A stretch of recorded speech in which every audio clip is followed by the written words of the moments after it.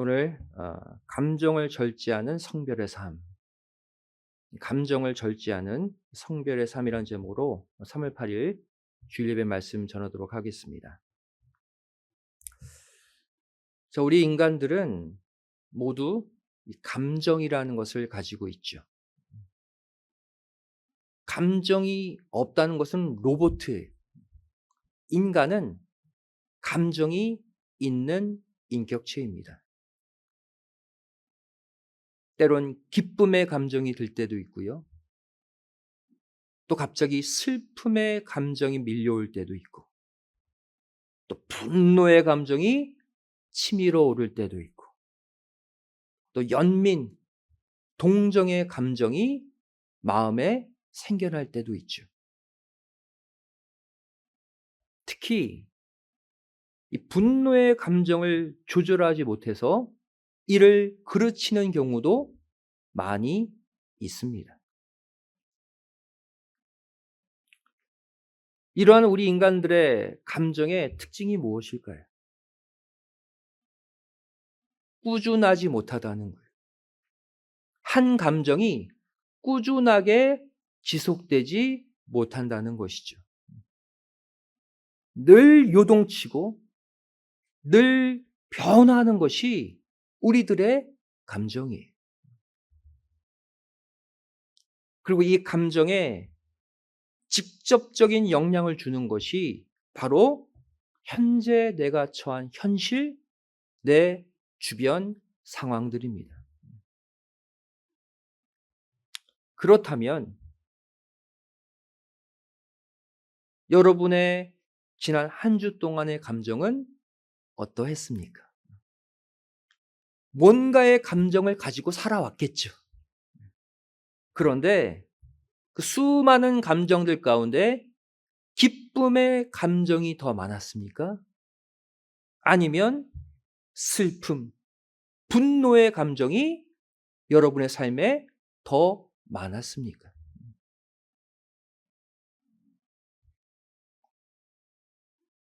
늘 바뀌는 감정의 기복.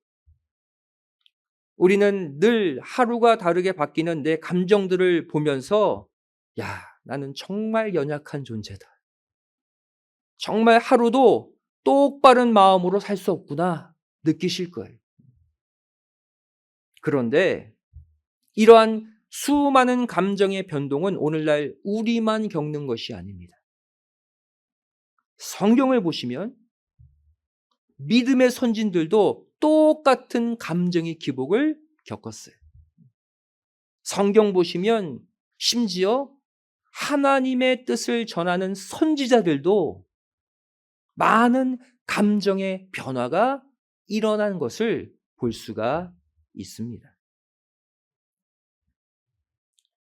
아브라함 보세요.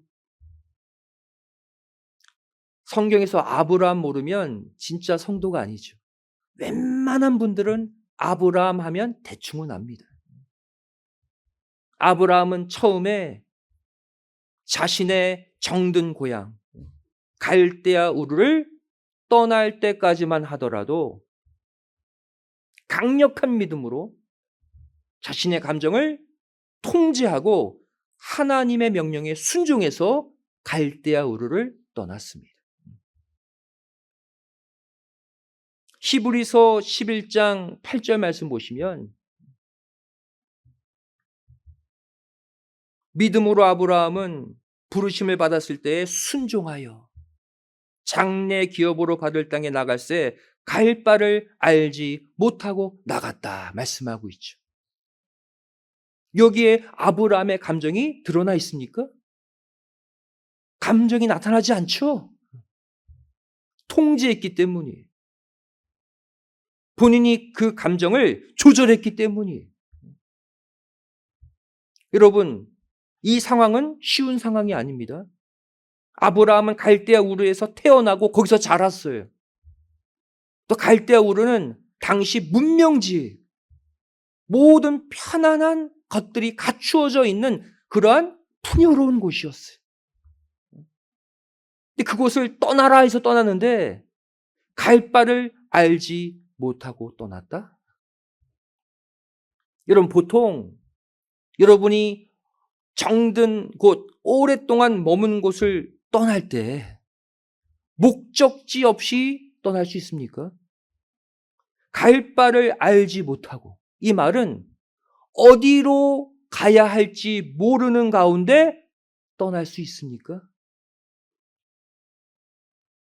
분명한 목적지를 모르고 떠날 때 그 감정,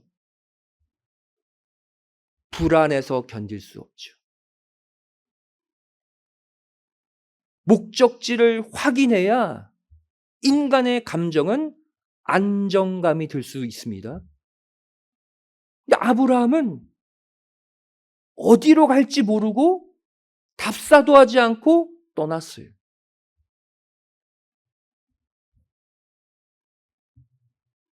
한마디로 말해 아브라함은요, 정든 고향을 떠나서 미지의 땅을 향해 갈 때 생기는 두려움의 감정, 또 정든 자기 가족, 친척들을 떠나는 슬픔의 감정, 다 믿음으로 통제하고 말씀에 의지해서 떠났다는 거예요.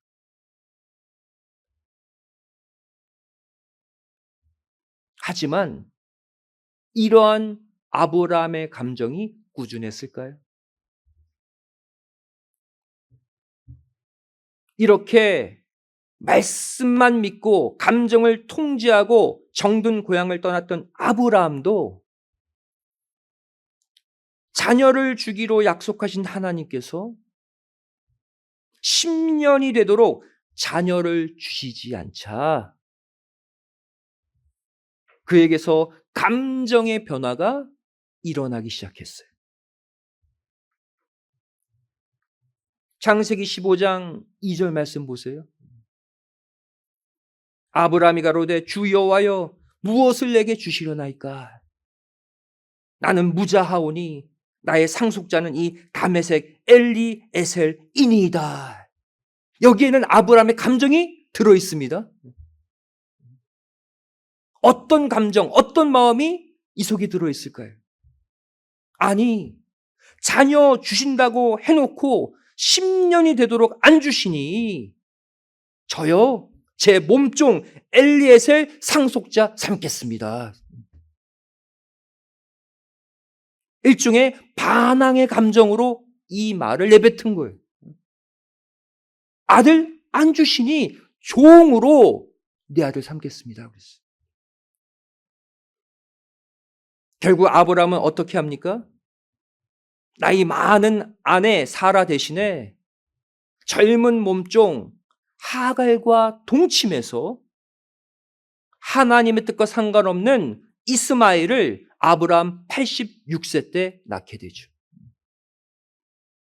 이 속에는 아브라함의 감정이 들어있어요.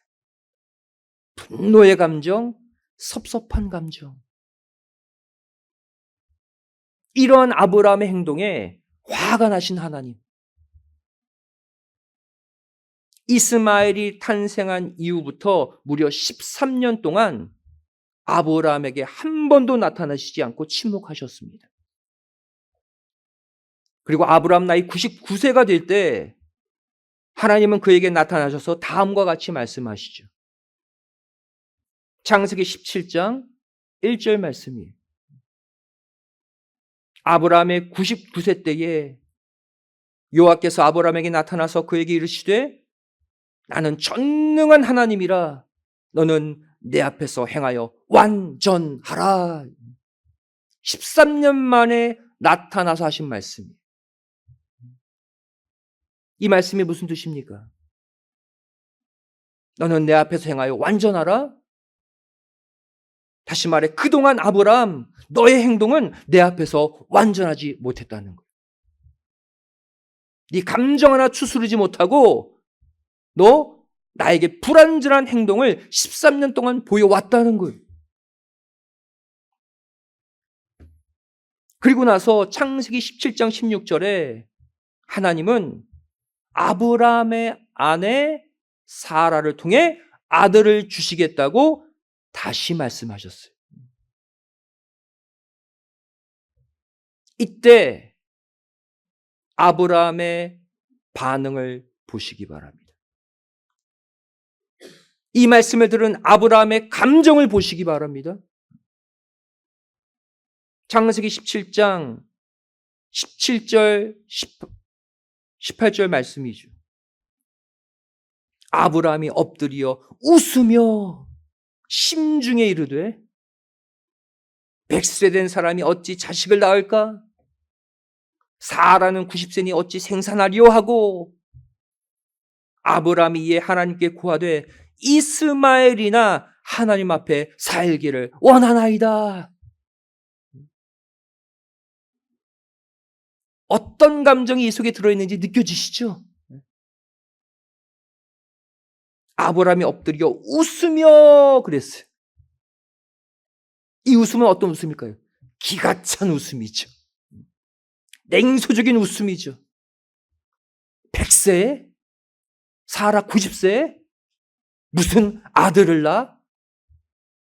웃기지도 않는다. 하나님이 아들 주신다고 해놓고 지금까지 안 주셔서 제가 여종을 통해 이스마엘 낳은 거 아닙니까? 이스마엘도 내 씨예요. 아내가 늙어서 지금 경수까지 끊어졌어요. 근데 어떻게 내 아내가 아들을 낳습니까? 이스마엘이나 잘 살도록 축복해 주세요. 어느덧 하나님을 향해 냉소적인 감정으로 바뀐 아브라함 보세요.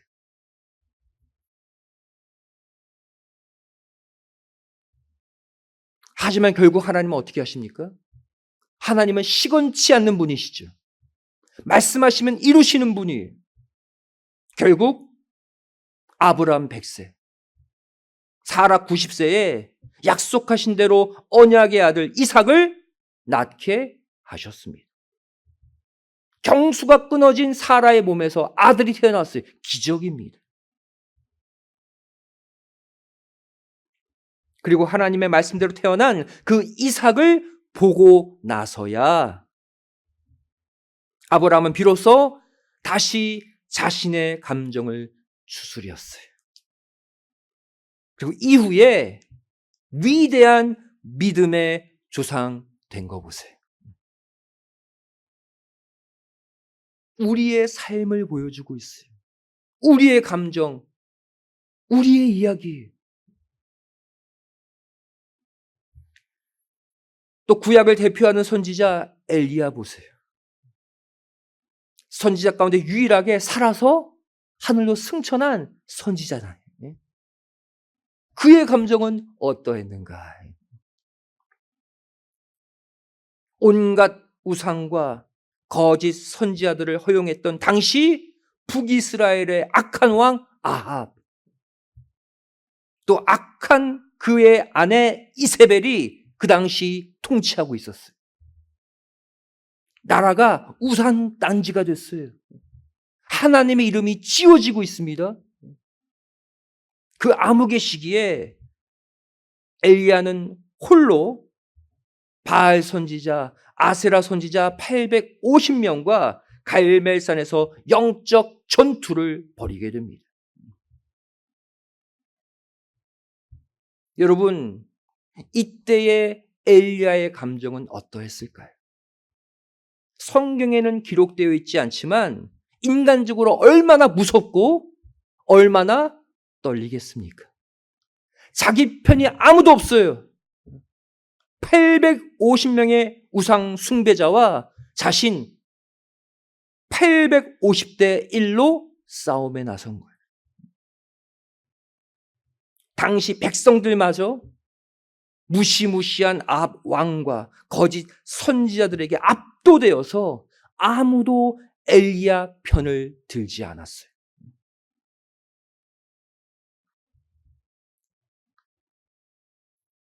그렇다면 그럼에도 불구하고 어떻게 엘리야는 담대하게 바알 아세라 선지자 850명 앞에 나가서 영적 싸움을 할 수 있었을까?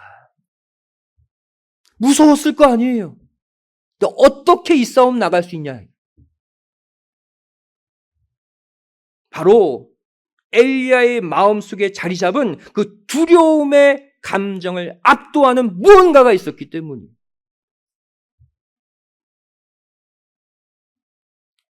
엘리야 안에 두려움의 감정을 꽉 누르는 하나님의 말씀의 불이 이미 엘리야의 마음 안에 붙어서 활활 타오르고 있었기 때문입니다. 하나님의 말씀이 엘리야 속의 두려움의 감정을 통제했어요. 두려움의 감정을 압도했어요. 여러분, 이것이 성도의 모습이 되어야 돼요. 이것이 우리의 마음이 되어야 된다는 거예요. 성경은 말씀을 가리켜 모든 것을 태워버리고 모든 것을 뜨겁게 만드는 불 자체라고 표현하고 있습니다. 예레미야 23장 29절 말씀 보시면 나 여호와가 말하노라 내 말이 불같지 아니하냐 그랬죠. 반석을 쳐서 부서뜨리는 방망이 같지 아니하냐. 하나님의 말씀은요, 모든 것을 태우고 모든 것을 뜨겁게 만드는 불이래요. 또 하나님의 말씀은 어떠한 강력한 바위도 다 부숴버리는 망치와 같대요. 이렇게 엘리야의 마음에 강한 하나님의 말씀의 불이 붙은 결과 실제로 엘리야의 제단에만 하나님의 불이 임했어요. 그리고 결국 850명의 거짓 선지자들을 모두 진멸할 수 있었습니다. 엘리야의 마음속에 붙은 불이 엘리야의 제단에 불로 나타난 거예요. 여기까지는 좋죠. 그런데 문제는 그 다음에 일어납니다. 엘리야는 이후에 이세벨의 다음에 말을 들은 후에 감정이 극도로 흔들리게 돼요. 어떠한 말이었습니까? 열왕기상 19장 1절 2절의 말이죠. 아합이 엘리야의 무릇 행한 일과 그가 어떻게 모든 선지자를 칼로 죽인 것을 이세벨에게 고하니 이세벨이 사자를 엘리야에게 보내어 이르되 내가 내일 이맘때에는 정녕 내 생명으로 저 사람들 중 한 사람의 생명 갖게 하리라. 아니하면 신들이 내게 벌 위에 벌을 내림이 마땅하니라. 아합의 아내 이세벨의 말이, 한 여인의 말이. 그런데 문제는 직전에 850명의 바알, 아세라 손자들 앞에도 벌벌 떨지 않고 당당했던 그 엘리야가 이 이세벨에 내가 널 죽이겠다, 이 말 한마디에 그의 감정이 순식간에 무너져 버렸다는 사실이, 말 한마디에.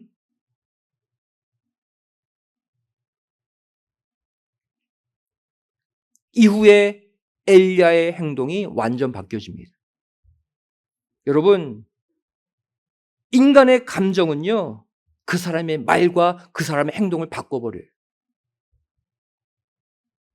모든 우리의 삶이 감정의 지배를 받는 거예요. 엘리야도 마찬가지입니다. 이 말을 듣고 감정이 흔들렸던 엘리야. 열왕기상 19장 3절 4절 말씀 보시면 그의 행동과 말이 확 바뀝니다. 이전에 850대 1로 싸웠던 그 당당함은 사라지고 없어요. 저가 이 형편을 보고 일어나 그 생명을 위하여 도망하여 유다에 속한 브엘세바에 이르러 자신의 사환을 그곳에 머물게 하고 스스로 광야로 들어가 하룻길쯤 행하고 한 로뎀나무 아래에 앉아서 죽기를 구하여 가로되 여호와여 넉넉하오니 지금 내 생명을 취하옵소서. 나는 내 열조보다 낫지 못하나이다. 완전 다른 사람이죠. 이전의 엘리야와 완전 다른 사람이에요. 하나님, 저 더 이상 살고 싶지 않습니다. 차라리 저를 죽여서 데려가세요. 아니, 직전까지 하나님이 함께 하신 것 본인이 체험했잖아요. 자신의 재단에만 불이 임하고 850명의 거짓 선지자 처단했잖아요. 하나님이 엘리야와 함께하고 계시는데 죽긴 왜 죽습니까? 그의 감정이, 두려움의 감정이 그 모든 신앙과 이성을 마비시켜버린 거예요. 우리도 이럴 때가 있다는 거예요, 여러분. 감정 하나가 내 삶을 완전히 바꿀 수 있다는 거예요.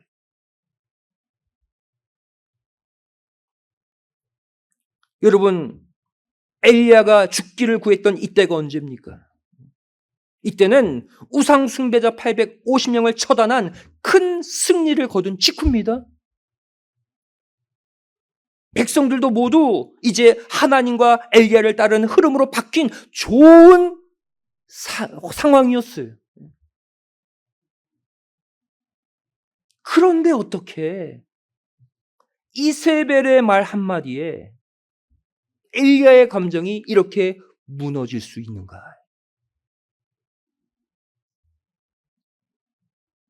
무엇을 우리에게 보여줍니까? 여러분, 우리 주변에 처해 있는 환경이 문제가 아니라는 거예요.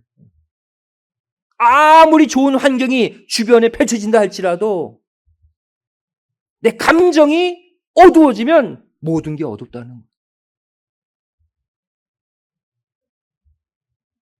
그렇다면 왜 엘리야의 감정이 이렇게 한순간에 무너졌을까? 바로 그동안 붙잡고 있었던 하나님의 말씀을 엘리야가 순간 놓았기 때문이에요.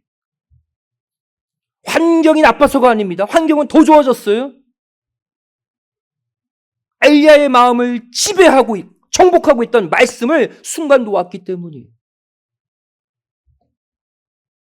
말씀의 통제하에 있었던 엘리야의 감정이 순간 말씀의 통제에서 벗어나서 한 사람의 말에 얽매여 버렸기 때문이에요.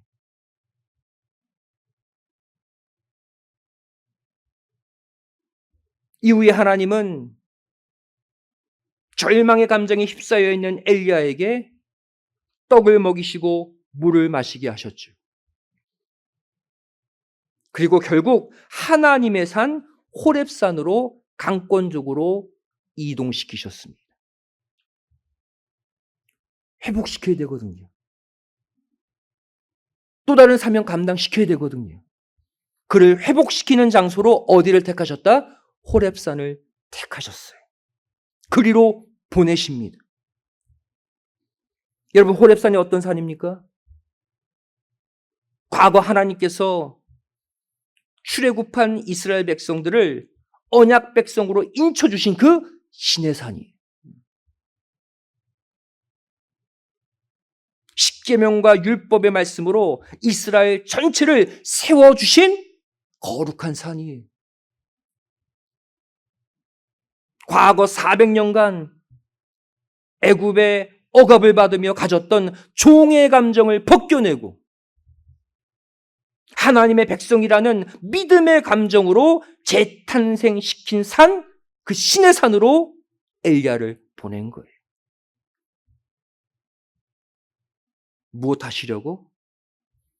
여기서 엘리야의 어그러진 감정을 회복시키려. 결국 이곳에서 하나님은 엘리야에게 어떤 작업을 하십니까? 흐트러진 그의 감정, 말 한마디에 무너진 그 어둠의 감정을 다시 말씀의 통제 아래 집어넣는 작업을 이곳에서 하셔요. 어디서? 말씀의 산, 신의 산에서.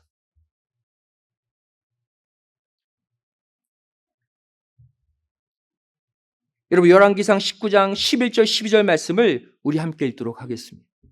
바로 이 호렙산 신의 산에서 바로 이 과정을 통해 엘리야에게 하나님이 작업하시는 거예요. 회복시키시는 장면입니다. 자, 읽겠습니다. 11절 12절 시작. 여호와께서 가라사대 너는 나가서 여호와의 앞에서 산에 섰으라 하시더니 여호와께서 지나가시는데 여호와 앞에 크고 강한 바람이 산을 가르고 바위를 부수나 바람 가운데 여호와께서 계시지 아니하며 바람 후에 지진이 있으나 지진 가운데도 여호와께서 계시지 아니하며 또 지진 후에 불이 있으나 불 가운데도 여호와께서 계시지 아니하더니 불 후에 세미한 소리가 있는지라. 이 구절 고정해 놓고 잘 보시기 바랍니다. 이게 무슨 말이에요? 우리 인생에 산을 가를 만한 거대한 바람이 불어닥친다 할지라도 거기에 감정이 흔들리지 말라는 거예요. 그 안에 하나님의 역사는 없는 거예요. 또 지진이나 불과 같은 거대한 악재가 터져 나와도 거기에 마음 빼앗기지 말라는 거예요. 그것도 하나님이 관심 없는 역사라는 거예요. 결국 앞서 일으킨 수많은 거대한 바람, 지진, 불, 이 모든 상황과 사건을 주관하고 지배하고 계시는 세미한 하나님의 음성. 하나님의 말씀 아래 너희의 감정을 다시 묶어 두라는 메시지입니다. 우리의 감정은 보이는 이 땅의 지진, 불, 사건에 두지 말고 어디에만? 그 가운데서도 듣는 자만 알 수 있는 조그만 음성으로 들리는 하나님의 말씀에 거기에 내 감정을 놓으라는 거예요.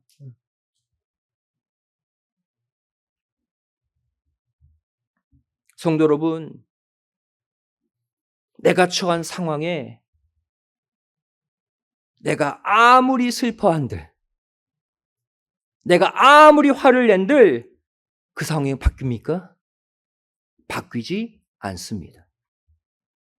내가 슬퍼하고 눈물 흘리고 화가 나면 상황이 바뀐다면 화내세요. 슬퍼하세요. 안 바뀌어요. 내가 슬퍼하고 화를 내면 낼수록 오히려 상황은 더 악화될 뿐입니다. 하등의 도움이 안 돼요. 여러분 솔직히 내가 어떤 일에 아무리 크게 슬퍼하고 아무리 크게 화를 낸다 할지라도 여러분 나에게 처한 그 상황이 정말 지구가 멸망할 정도로 크게 슬퍼하고 화낼 일은 아니에요. 그렇지 않습니까? 일상생활의 한 일에 불과해요. 또 반대로 나에게 아무리 기분 좋은 일이 생긴다 해도 딱 그날 하루뿐입니다. 어제 좋은 일이 생겼다가도 당장 오늘 그 일이 나에게 내 삶에 큰 변화를 주는 건 아니에요. 그때뿐이에요. 여러분, 우리가 분명히 알아야 될 것은 나의 감정은 내 삶에 어떠한 영향도 주지 못한다는 거예요. 내 감정은 내 삶에 어떠한 것도 이끌어내지 못한다는 거예요. 내 감정에 상관없이 저와 여러분의 삶은 오직 하나님의 계획대로 거대한 말씀의 흐름을 따라 가고 있다는 사실 절대 잊지 마시기 바랍니다. 어떤 감정을 가지든 하나님의 말씀의 역사는 달려요. 내 인생은 말씀이 끌어가고 하나님이 끌어가는 거예요. 내 감정이 아니라. 그렇다면 결국 우리가 여기서 해야 할 일이 무엇일까요? 감정은 날마다 내 속에서 푹푹푹 올라오는데 여기서 우리가 해야 될 일, 내 인생은 하나님의 말씀대로 이루어지는 구속 역사의 한 부분임을 믿음으로 받아들이시고 그 말씀의 주권 아래 내 감정을 내려놓는 일을 우리가 해야 할 줄로 믿습니다. 우리의 감정을 어디 안에 두라고요? 하나님의 말씀 아래. 하나님의 통치 영역 아래 내 감정을 두세요. 그리고 하나님이 그 감정을 핸들할 수 있도록 들이세요. 하나님이 처리하십니다. 하나님이 내 감정을 어루만져 주시는 거예요. 오늘 본문 말씀 다시 보시기 바랍니다. 오늘 우리가 본문 말씀으로 읽었던 이사야서 40장 6절부터 8절이 이제 이해가 되는 거예요. 다시 한번 함께 읽어볼까요? 시작. 말하는 자의 소리여 가로되 외치라. 대답하되 내가 무엇이라 외치리이까. 가로되 모든 육체는 풀이요 그 모든 아름다움은 들의 꽃 같으니 풀은 마르고 꽃은 시들면 여호와의 기운이 그 위에 불미라. 이 백성은 실로 풀이로다. 풀은 마르고 꽃은 시드나 우리 하나님의 말씀은 영영이 서리라 하라. 아멘. 오늘 말씀의 결론이 아무리 푸르른 풀도요 곧 있으면 말라 꼬드라집니다. 또 활짝 핀 꽃도요 조금만 추워주면 이내 시들어요. 우리의 감정이 이것과 똑같다는 거예요. 무슨 좋은 일만 생기면 금방 웃고 떠들고 신나가도 그것이 하루를 못 갑니다. 한 시간을 못 가요. 다음날 조그만 일 하나만 딱 터지면 또 짜증냅니다. 또 화냅니다. 또 신세 한탄해요. 왜 나는 맨날 이래. 전날 피었던 웃음꽃이 금방 시들어버려요. 이사야서 40장은요 우리의 감정을 이야기하고 있는 거예요. 우리의 마음을 이야기하고 있는 거예요 지금. 하지만 본문 8절은 뭐라고 말씀하고 있습니까? 이렇게 풀과 같은 감정, 꽃과 같은 감정은 좋다가도 금방 시들어버리지만 온 우주 만물을 창조하고 주관하시는 하나님의 말씀은 변치 않고 영원히 우리 인생을 굳게 세워주심을 반드시 믿으시기 바랍니다. 하나님의 말씀만이 꾸준하게 우리의 인생을 똑바로 세워주시는 거예요. 성도 여러분, 자신의 감정에 속지 마세요. 내 감정에 속지 마세요. 여러분, 분명히 알아야 될 것은 말씀 밖에 있는 내 감정은 반드시 사단의 통제 아래 있다는 것을 아셔야 돼요. 그 말씀 밖의 감정에 속는 것은 결국 사단에게 속는 것입니다. 우리의 감정을 말씀 안에 두지 않으면 반드시 사단이 가져가요. 사단이 이용해요. 현실은 긍정적인데 내 감정은 계속 넌 안 돼. 넌 해도 안 돼. 넌 끝났어. 라고 우리를 끌어내리는 거예요. 사단이 그 감정을 이용하는 거예요, 여러분. 에베소서 4장 26절, 27절도 그래서 나온 거예요. 분을 내어도 죄를 짓지 말며 해가 지도록 분을 품지 말고 마귀로 틈을 타지 못하게 하라. 분노의 감정이 사단의 도구래요. 사단은 우리의 감정을 도구 삼아 우리를 공격해 온다는 거예요, 여러분. 여러분, 분한 감정은 하나님이 주신 감정이 아니잖아요. 100% 사단이 주는 감정입니다. 그 분한 감정이 말씀의 통제를 받지 못하고 하루가 지나도록 계속되면 반드시 사단이 그 감정을 타고 내 마음 깊숙이 들어오는 거예요. 그리고 나를 부정적인 사람으로 만들어버려요. 하나님이 내 삶을 긍정적으로 이끌어 가시는데 그것을 못 보게 만들어요.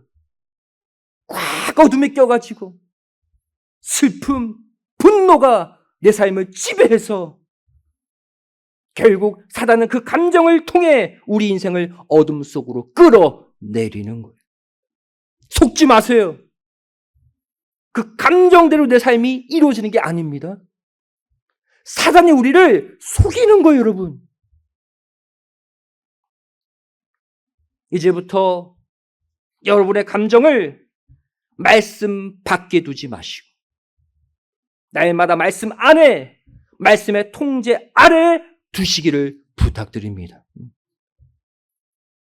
특히 이번 사순절 기간 동안 더더욱 여러분의 감정을 잘 조절하고 절제하세요.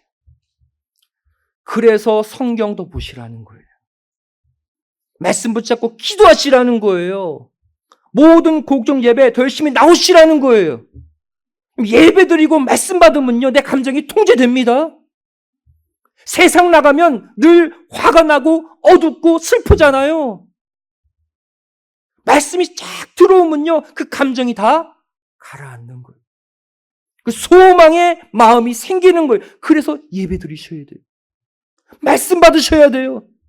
성경 읽고 기도하셔야 돼요.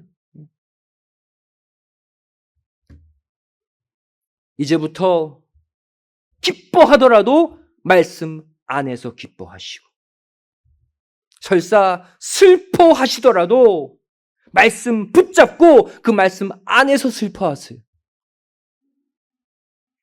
그러할 때 이 모든 감정들이 내 마음밭에 귀한 걸음들이 되어서 내 안에 심겨져 있는 말씀의 씨가 마침내 아름다운 열매를 맺게 될 줄로 믿습니다. 오늘 주신 이 소망의 말씀으로 다시 무장하셔서 이번 한 주 이제 말씀의 통치 아래서 기쁨과 소망과 감사의 감정들이 멈추지 않고 날마다 계속되어지시기를 주님의 이름으로 간절히 축원드리겠습니다. 기도하시겠습니다. 사랑 많으신 아버지 하나님, 저를 주님의 고난에 집중하고 주님의 발자취를 따라 걷는 거룩한 사순절 허락하여 주시고, 오늘 주일 예배 말씀을 통해서 다시 한번 우리의 감정을 절제하고 통제할 수 있는 은혜를 주심에 감사드립니다. 저를 그동안 나의 감정을 하나님의 말씀 안에 두지 못함으로 말미암아 나의 삶은 현재 하나님이 좋은 길로, 아름다운 길로 이끌어가고 계심에도 불구하고 날마다 한숨 쉬고 날마다 슬퍼하고 날마다 다른 사람들에게 화냈던 격한 감정의 삶을 살진 않았습니까? 나도 모르게 사단 마귀에게 내 감정을 빼앗겨서 아버지 하나님의 은혜의 길을 걸음에도 불구하고 난 안 돼, 어둠 가운데 사단의 역사에 끌려 들어가진 않았습니까? 이 시간 영적 지혜를 주셔서 나의 이 어두운 감정에 속지 않게 하여 주시고 날마다 예배 가운데, 말씀 가운데, 기도 가운데 나의 감정을 아버지 하나님의 말씀의 통치 아래 둘 수 있도록 우리의 삶을 바꾸어 주시옵소서. 우리의 모든 삶의 짐, 모든 답답하고 무거운 마음은 하나님께 드리고 하나님의 말씀이 그 마음을 어루만지고 우리 삶을 바꾸는 기적의 은혜를 이번 사순절에 반드시 체험하게 하여 주시옵소서. 도와주실 줄 믿사오며 사랑 많으신 예수님의 이름으로 기도드리옵나이다. 아멘. 하나님께 주셨습니다.